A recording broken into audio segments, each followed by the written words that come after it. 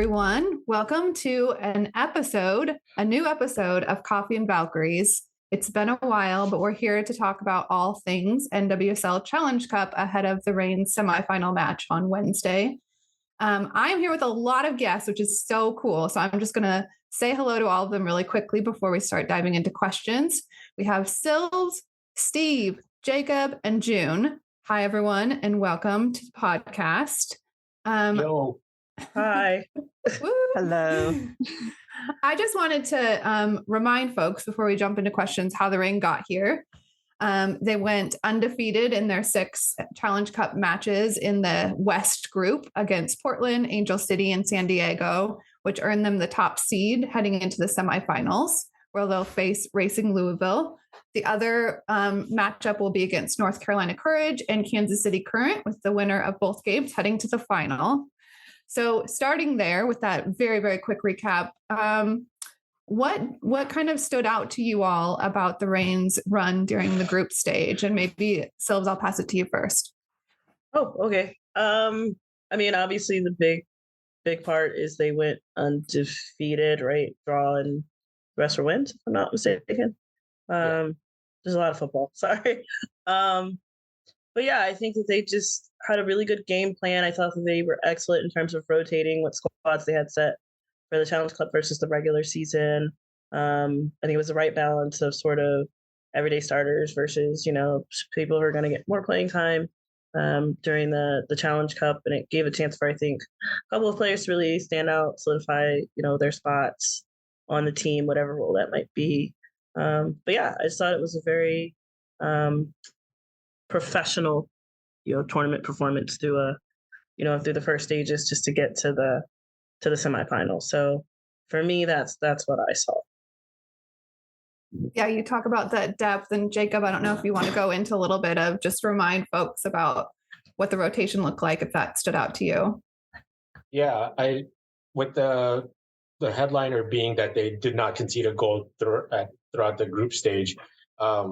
For me, one of the standout players from that was Shea Holmes, the player that they drafted this year from the college draft. But she was pretty much ingrained into the system, being that she was training with the team last year while she was still playing with for UW. And so she pretty much knew the culture and what Harvey wanted from her. And so in terms of any sort of rookie adjustment into playing at the pro level, I don't think we saw that really any moments of struggling from her from that aspect. I don't remember the number off the top of my head, but just the fact that she made an appearance in just about in every group stage game and was, I think, pretty much high in top 5, maybe for sure top 10 in terms of minutes total played. It was just a nice thing in terms of the overall, they didn't concede any goals. And I think one of the reasons was because of the performances that Shea Holmes put out. And then obviously the rotation of the goalkeepers in Claudia Dickey and Laurel Ivory, each of them getting starts and putting up clean sheets. Dickey finished the group stage campaign tied on clean sheets with Katie Lund in Louisville for clean sheets throughout the Challenge Cup. And, it just goes back to what Harvey had been saying all along, that this goalkeeping trio that she has is the best that she says she's ever coached. And we know just the lineage of goalkeepers that Laura Harvey has coached as head coach of the Reign. So yeah, I think we got to see that that statement kind of backed up on the field. Yeah, to validate your stat, Shea Holmes had 526 of 540 minutes, and only 3 players played all minutes of the Challenge Cup group stage. So she was up there. Yeah, I forget if she made Challenge Cup team of the tournament, but I know I voted for her at least at one of the defender positions. I don't know if that's a crazy vote to make, but just from what I just remember about the challenge, that stood out to me. She got my vote too. We haven't seen the results yet, so we'll see if she makes it. June, how about you? Did anything stand out just from the team performance aspect in the group stage? obviously, we didn't give up a goal in 6 games, and that's always good, no matter what you're going through, no matter your opposition. It's a lot of rotation in the back at goalkeeper, and still very organized. Even when it was occasionally hard to find the goal, we were not conceding much. We were not giving up chances. We weren't giving up anything. But on the other end, I really loved Elise Bennett's performances throughout the Challenge Cup. She only scored 1 goal, but it was a big goal. It got us the win over Portland. And even in the games where she wasn't scoring, she's just such a menace pressing from the front. She creates havoc and chaos whenever she's on the pitch, and I really loved seeing her starting to click with that front line. Since I don't feel like we'd gotten all that much chance to see her gel prior to the Challenge Cup kicking off. I'm really excited about what she can bring going forward. And to be fair, I think he could have given her a second goal in that game against Portland if it wasn't called offside. Yes, absolutely. Yeah, Laura Harvey said something kind of around the period when Elise Bennett was starting to emerge a little bit more with the Reign, where she said she had a conversation with her saying, we brought you to the Reign because of how special you are and what you bring. And she kind of felt like Elise was trying to be a different player to match like what some of the other forwards were like with the Reign. Laura said, no, we want you to be you. And it seems like that kind of helped spring her and really allow her to do what she does so well, which are all the things you just pointed out. Steve, we've hit shutouts. We've hit depth. Anything else that stood out to you in the group stage from a Reign?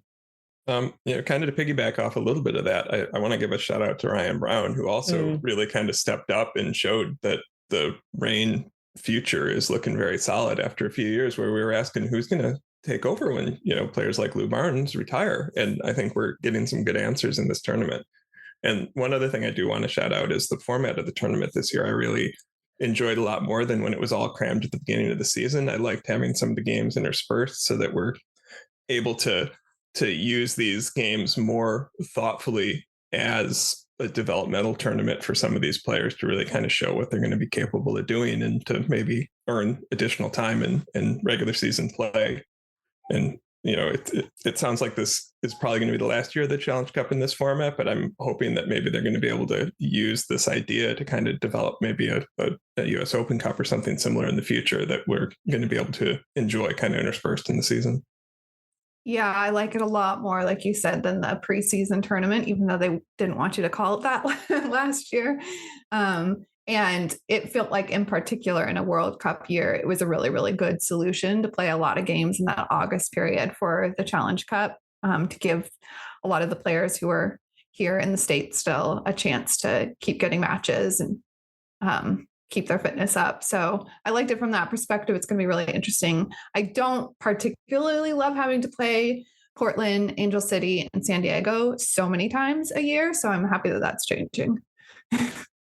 I want to give a little shout out to Olivia Athens, who got a lot of minutes as well, similarly to Shea Holmes.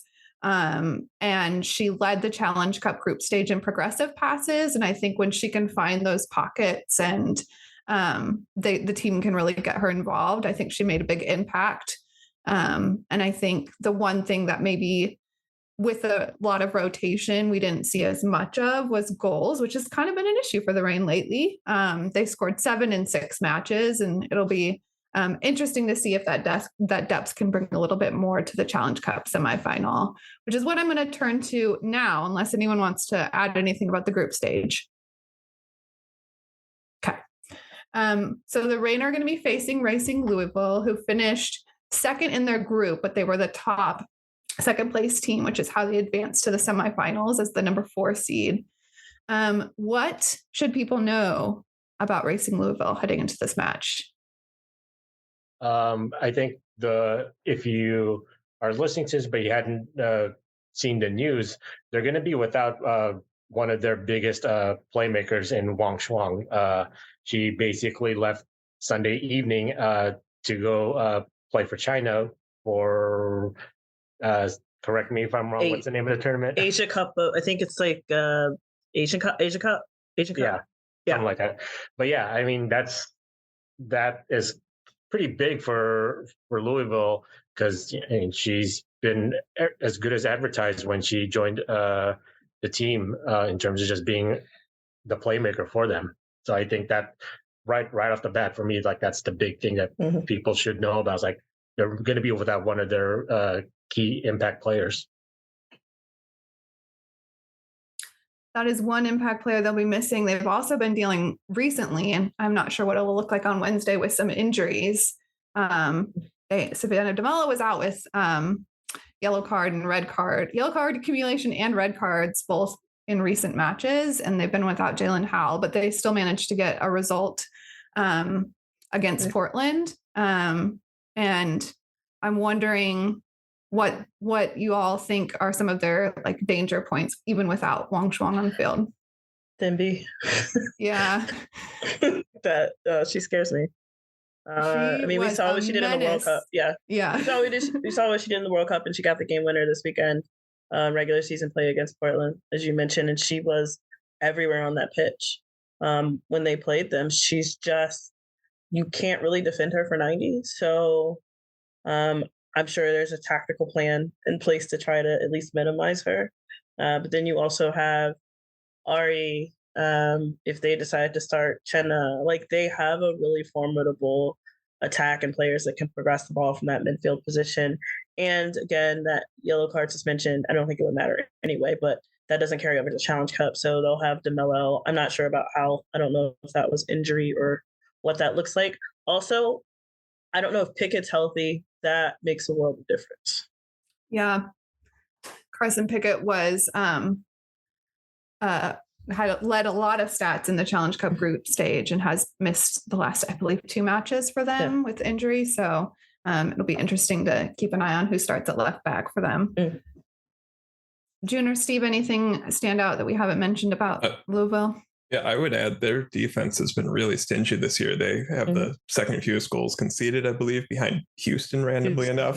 And Houston's got a great defense, terrible offense. Yeah, so considering the Reign have been struggling to find goals lately, going up against a really solid defense that's going to limit their opportunities, I think that's going to be a big challenge on Wednesday, and they're going to have to find ways to kind of break down the racing defense and get a lot of shots on Katie Lund to get a couple in. Yeah, and in Challenge Cup too, like they'd only conceded 2 goals until late in their final match when they went down a player, and then gave up a couple more. But don't know that we'll see them, but I'm always nervous when like Nadim or Jess McDonald are on the pitch. Just too much history there with the Reign.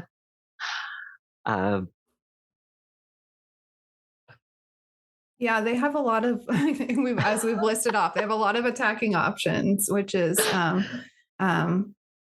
really nerve-wracking. I think one stat I saw, at least in the regular season, which Louisville hasn't really shifted how they play in the Challenge Cup either, is like their ability to get down the field when they're attacking is the quickest in the league. They have a lot of speed, and they have a lot of playmakers who can make those passes. So that definitely scares me about how the Reign defend that. No, they play very, I like that word. They play very downhill. I guess my other big question would be, do we have an update on Balser?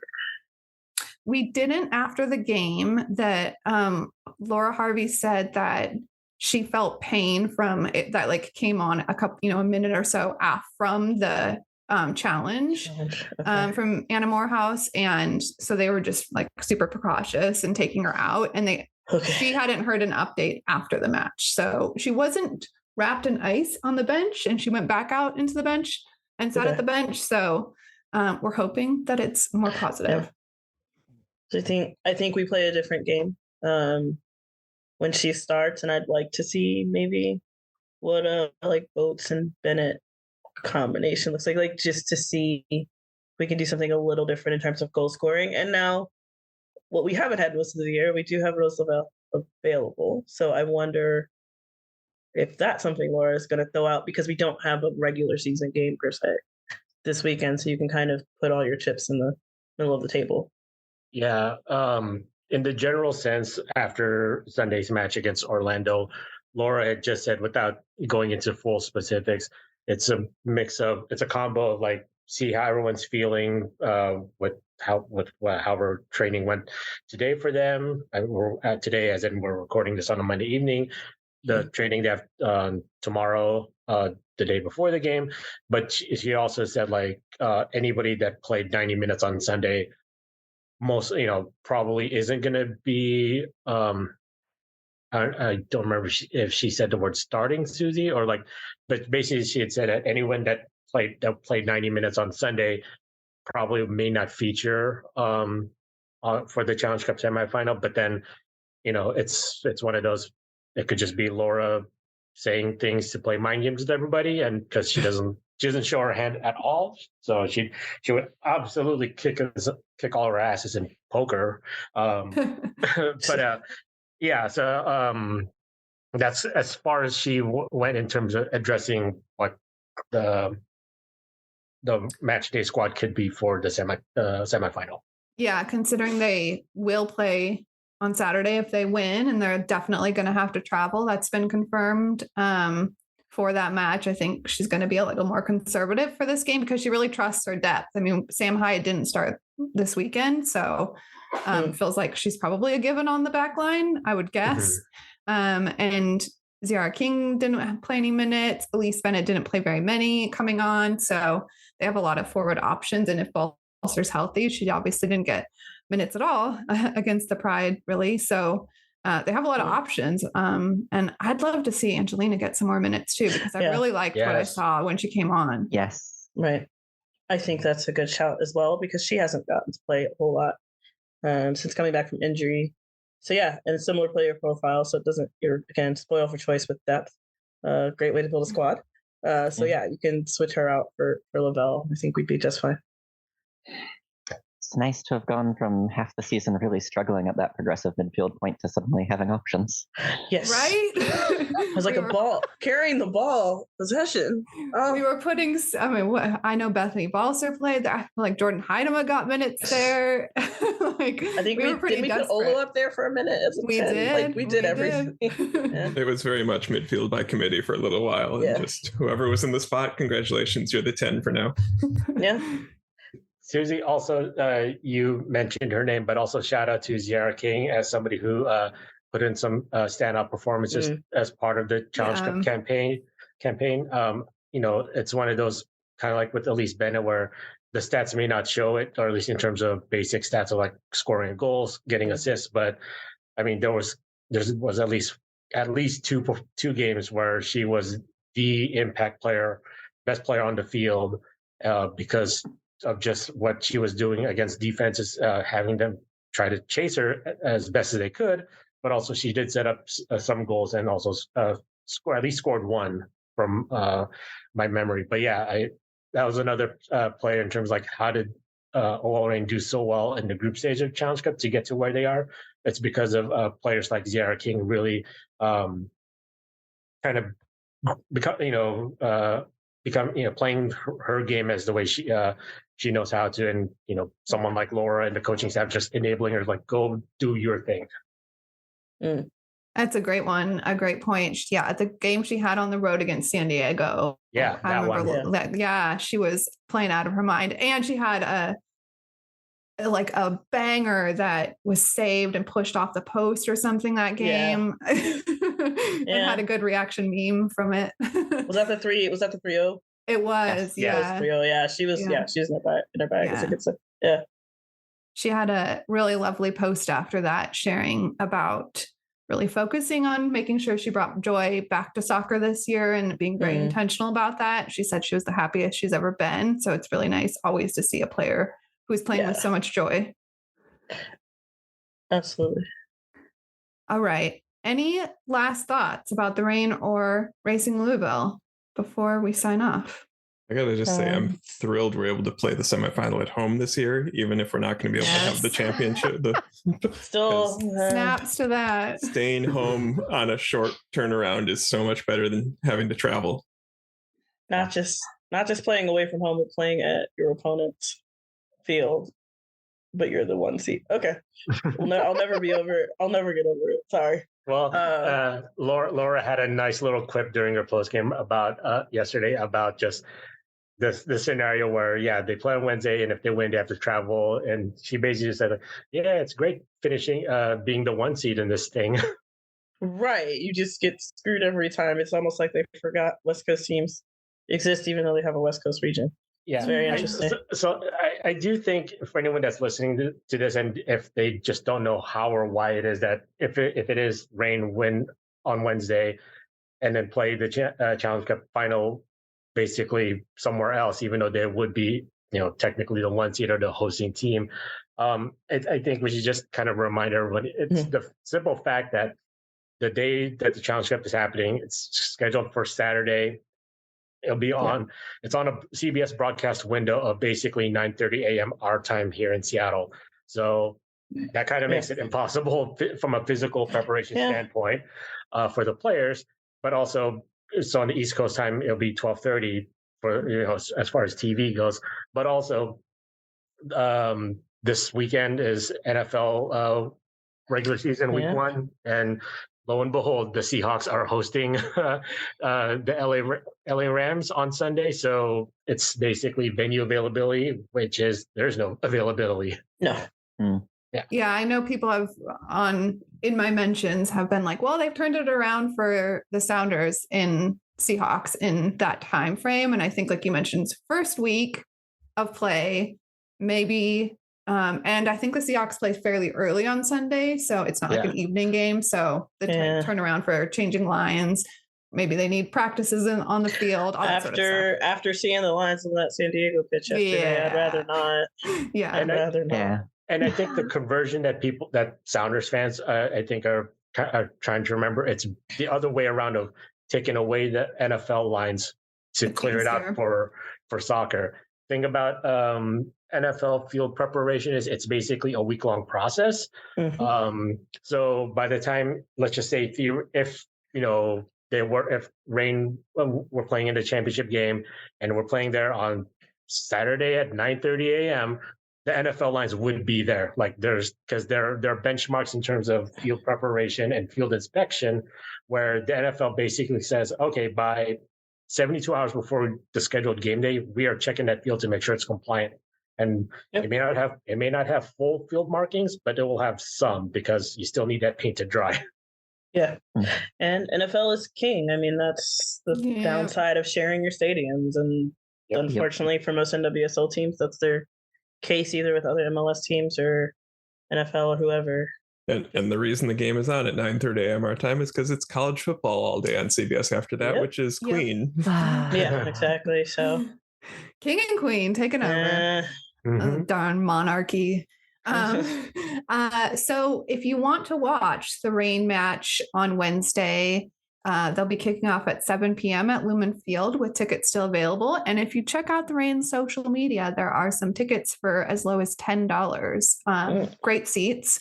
If you can't watch it live in the stadium, you'll have to watch it on CBS Sports Network. That's where both of the matches on Wednesday night will be. So I know, not the best option for a lot of people, but that's the cable satellite channel. It's not on Paramount Plus. That's a live channel, so you'd have to know somebody with cable or satellite, or find a rough and tumble. I think you can get like YouTube TV or Hulu or Plus or something like that. But call your friends, see if they have it. Yeah.